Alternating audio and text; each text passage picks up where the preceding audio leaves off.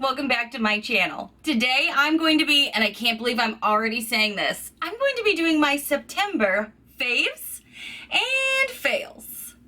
How fast did this month go for everybody else? I feel like it just became September. I feel like we were just talking about pumpkin spice latte everythings, and now I looked at the calendar and I'm like, oh my gosh, I have to film my September faves and fails. What?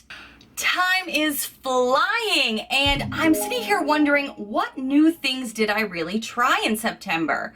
So there's going to be some things in here that I'm going to talk about that either I've gotten in a subscription box in the past month, or some things that I'm still like remembering. And I feel like I have some follow-ups on things that I was still kind of wading my way through, because I feel like I'm mostly focusing on either shop my stashes so I don't keep buying products, and my subscription boxes. That's where I kind of feel like my focus has been, and you know I love doing my quarterly updates for Boxycharm, and I've been asking if you guys want it for Ipsy as well. So I kind of feel like I need to reserve a lot of those for those videos. But since these are kind of the things that I have been working through, I do want to touch on some of them right now. Maybe not throw in-depth reviews, but tell you right now this is my favorite. It is going in my faves category at the moment, or things that are kind of fails and may actually see themselves in a fall declutter.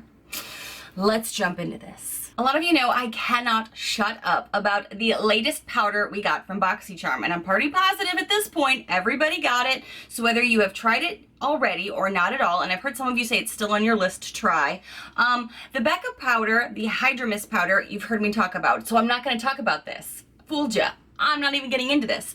This is a powder that I thought I really, really liked, and I do. But I am noticing that under my eyes, it kind of makes my eyes like creep a little bit. Is that what you call that? That creping? Creping, that's what it is. It's kind of that crepey look underneath there.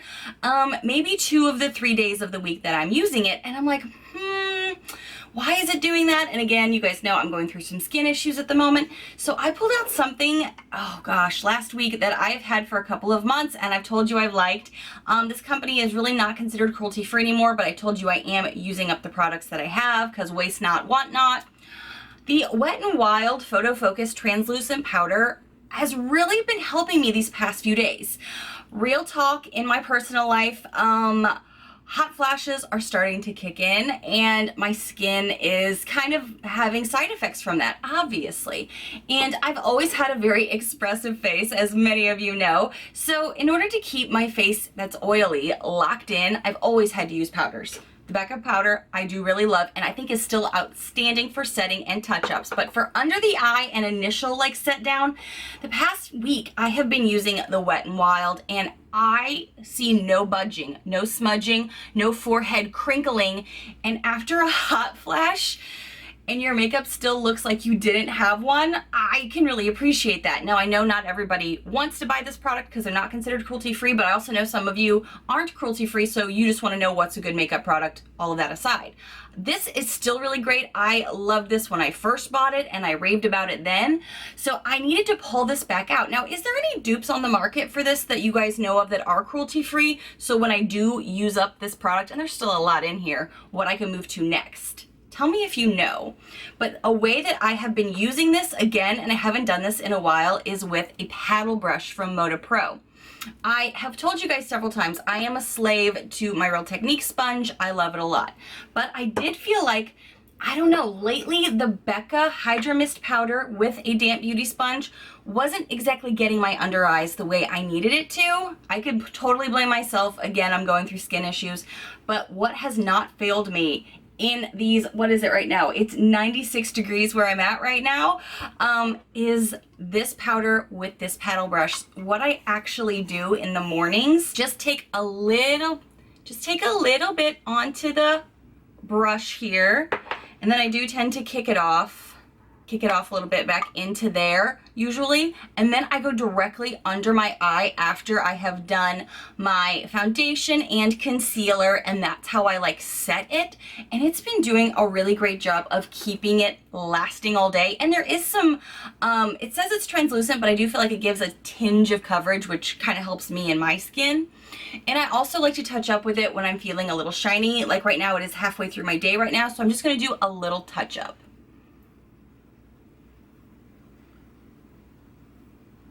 And what I like about this motion is that it doesn't move anything for me.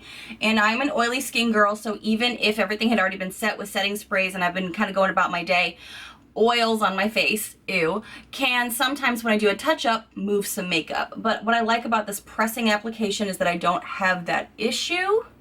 It just kind of like presses everything back together and I'm ready to go. The day can continue. And since I already planned to use this up anyway, I may as well let you know this is what I'm using right now and it is definitely helping. I forgot about these babies. I still do really like these Moda Pro brushes. I have a small one and a big face one. I've been reaching for these now again. I reached for them before and then I went to go try some other brushes because we've been getting more in subscription boxes. But then I came back to these, I don't know, maybe one of these hot flashes started kicking in this month just to kind of like try something different with my powders.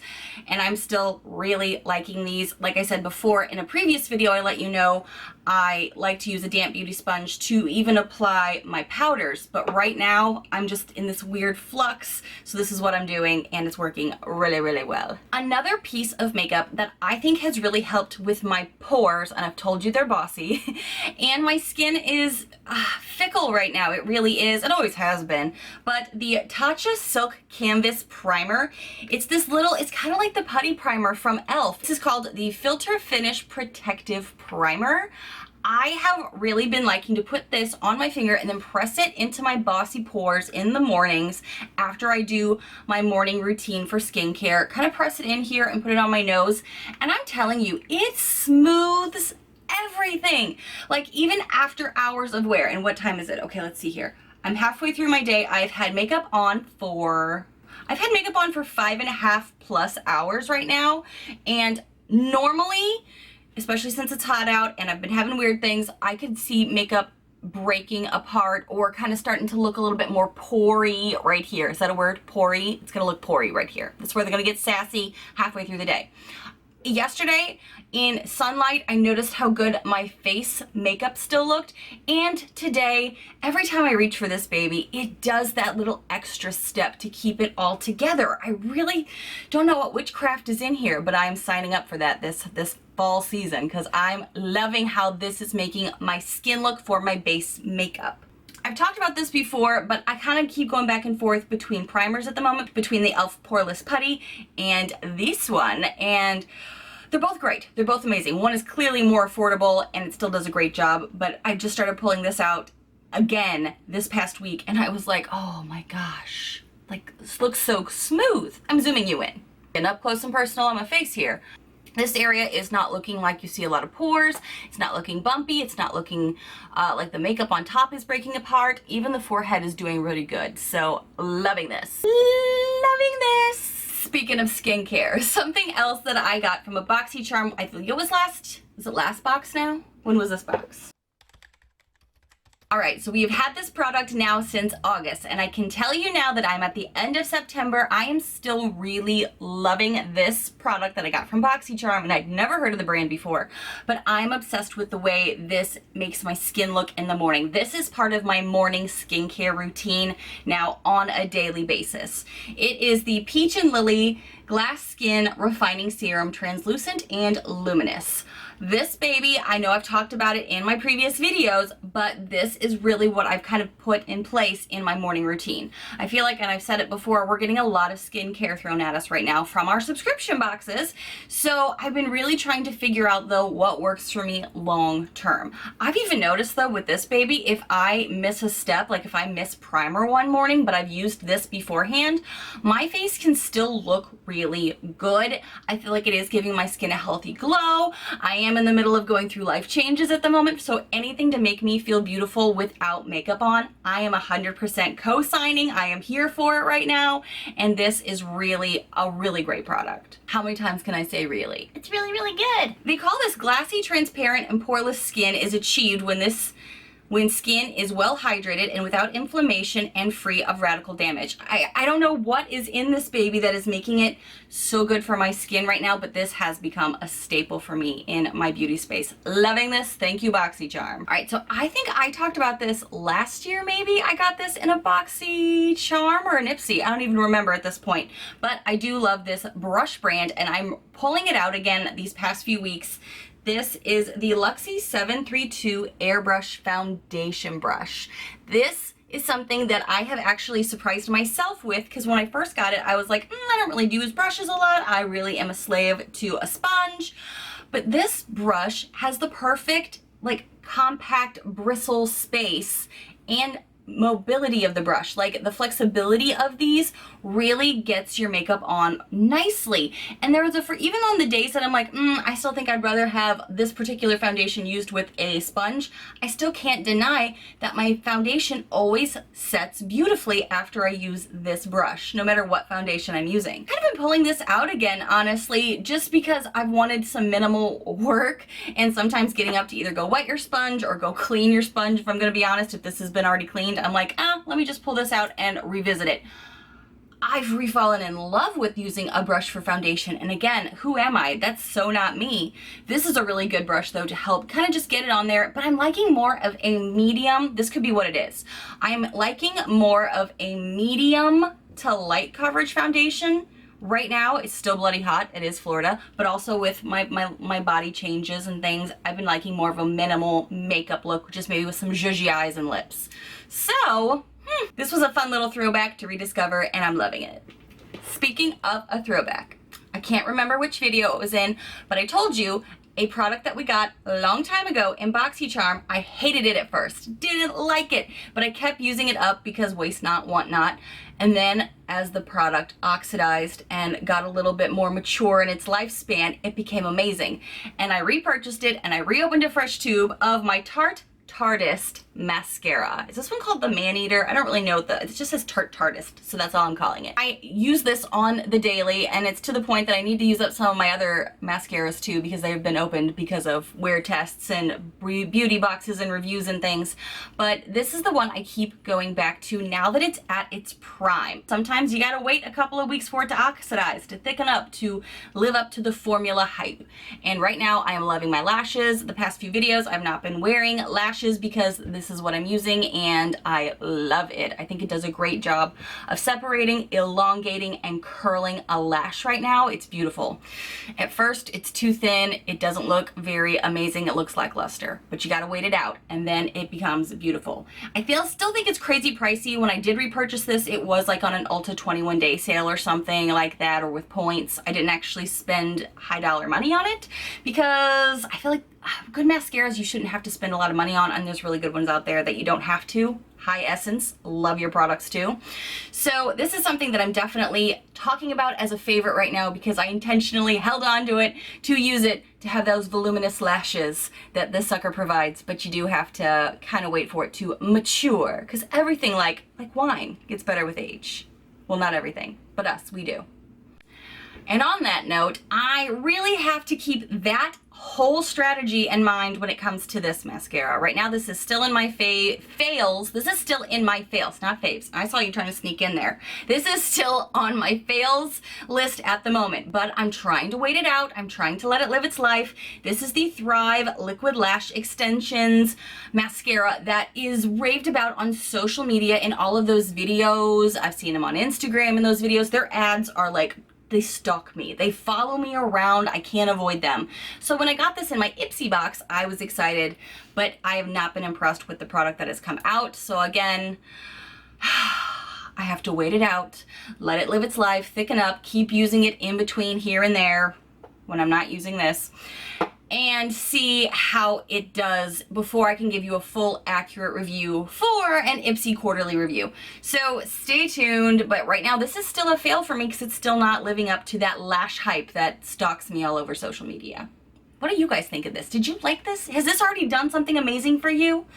Maybe I'm the problem. Now, I know the product that inspired me to remember these current fails was from my last box from Boxycharm, and it's not been a month yet, so I'm still letting this one live its life. This is the Frame Your Face Micro Brow Pencil from Wander Beauty. Right now, this is still like, I've not had it long enough to say it's a fail, but it could get there. But what it reminded me of were some fails that, again, I may declutter something soon. The $1 Billion Brows with the Universal Brow Pencil, it had a spoolie on the end, and on the other end was just a regular little crayon-y pencil. It didn't do so great. It made my brows way too boxy, and too bossy and too boxy. Just trying to say two words at once. Tried to go back into it and rediscover it, but it doesn't apply brows the way I like them. So this may get decluttered very soon. I'm gonna give it a little more time maybe. Maybe not. Maybe I'll just throw you out. I haven't decided. And something I re-tried this morning, and I have two of these in different colors. Where's the other one? The Mellow Brow Definer. We got these in Boxycharms a while back, and I got one in the shade Chocolate and one in the shade Taupe. I kept both of them so that way I could mix and match, and that's the only way I can get a good color that kind of works for me.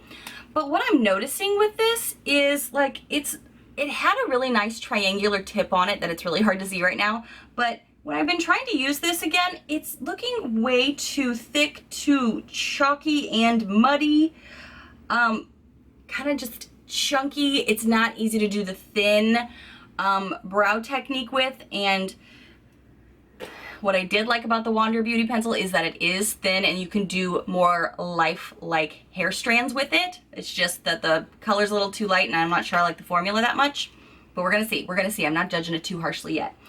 But this one just might be too thick and too chunky.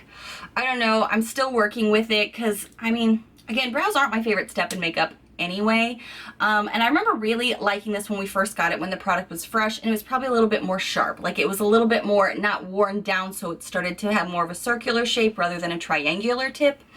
So I haven't been reaching for these, honestly, but I've also told you guys I'm getting way too many eyebrow products in my beauty space and I like to keep it organized. I'm getting overwhelmed. Future fall declutter to be continued, but these are on the radar. A product for eyebrows that I am enjoying though is something in my Shop My Stash. And I'm so glad I put it back in my Shop My Stash because I kind of forgot about it. It is the Brow Gal Instant Brow Hair from Tanya Crook. This is something that kind of gives those microfibers on your brows, and since it's a lighter color, if I do go in with one of these darker tones that it's not blend in with the rest of me, I can go on top with this, give the eyebrow a little bit more filler and lighten the tone a little bit so there's a little bit of variances in the color.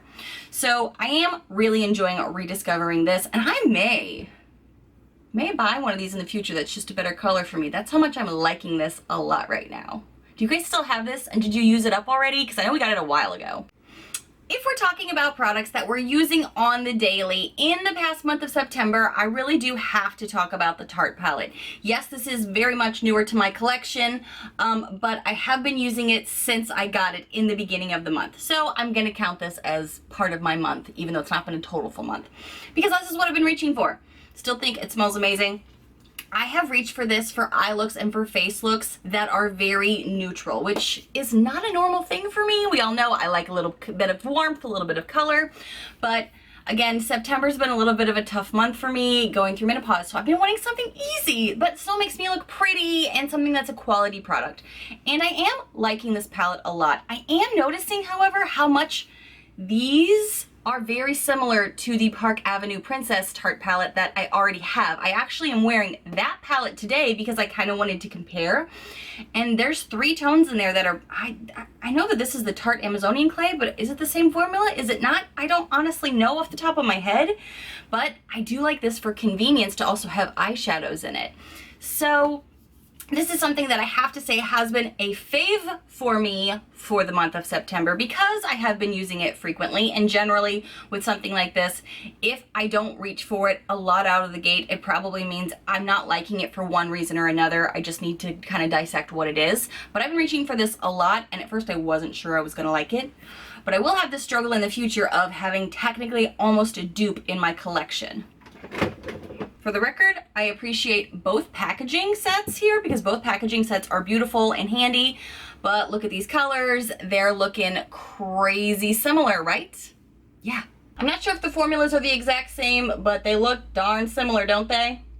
And I can also say they apply pretty similar. So that will be my main struggle, is kind of having dupes, but I do like right now that this is eyes in it too. Although, can I just have a moment to give myself a little credit that I always like a shimmer and a warm red somewhere in my eye look, but when I'm wearing this, there's no real shimmer in here, and there's clearly no red tones. There's just like more neutral shades here. So a little proud of myself that I'm going out of my comfort zone, and I have really been liking this palette. What have you guys been thinking about this? Because I know a lot of you did get it, and I know a lot of you are also in my giveaway to get it. Have you entered that giveaway yet? If not, I'll have it linked above and below.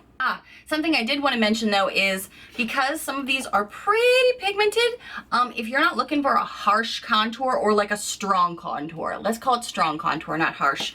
I've been liking using a fluffier brush that I've had from Moda Pro for a while. This is the BMX 130 pointed blush brush, but I use it for bronzer because, you know, makeup is subjective. We do what we want. I like to really take this into the palette very lightly with the tip of this because it is dome shaped, kind of dust it off, and then use that for the hollows of my cheek to kind of like carve out that either bronzer or contour look. What I like about this palette is it doesn't feel like a harsh contour. It feels like it could be just a bronzer where you layer it up a little bit, but because it does have a lot of pigment, using a fluffier domed brush makes it easier for me to use. So that's what I've been using and really liking it. Whew.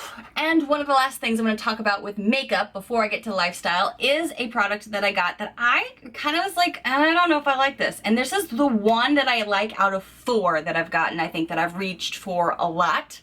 This is the Ace Beauté Glimmer Shadow. And this is the one in Iced Latte that kind of has that copper penny look to it.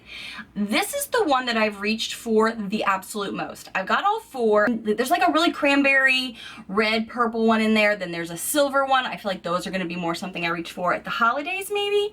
But then there's also that cotton candy pink one that I do like, but this is the one I generally reach for. And it's been really easy and fun to just put a little bit of a dark shadow or like a neutral shadow in my crease, put this on my lid, put on some mascara, and go.